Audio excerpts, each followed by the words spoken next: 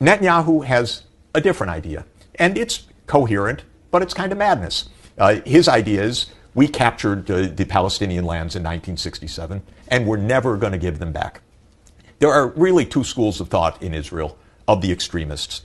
I don't think Netanyahu, I don't know what his religious views are. Actually, I don't care. But anyway, he says, I'm not going to give it back because it would be unsafe for Israel to give it back. So we're just going to rule over the Palestinians. There's a second take which says we're not going to give it back because God in the year 700 BC or in the year 1000 BC, but written in a book, the book of Joshua in the year 700 BC, told us it's ours. And there are people that absolutely believe that as well. Both of them are now in an alliance in this most extremist Israeli government. But going back to 1996, Netanyahu spells out very clearly the following story. He says, we're going to keep the land. There will be resistance. Hamas, Hezbollah, other militant resistance. What will we do about it? You can't really fight the terrorists, he says. You have to fight the states that back the terrorists. And Iran is the central one in his mind. But interestingly for Netanyahu, he lays out one by one. Yes, of course, Iran is the central one in his mind. But so too is Iraq under Saddam. He supported Hamas. So too is Muammar Gaddafi in Libya.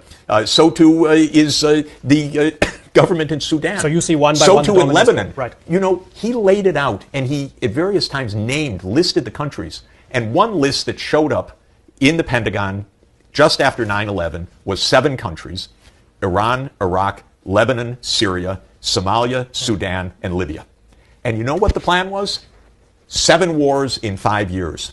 And is this the U.S. using Israel? No, no, no. This is Israel using the U.S. as if our military is in their hands, which in effect it is. You take Wolfowitz and you take Feith and you take these neocons and you take Netanyahu. They game planned the whole thing out.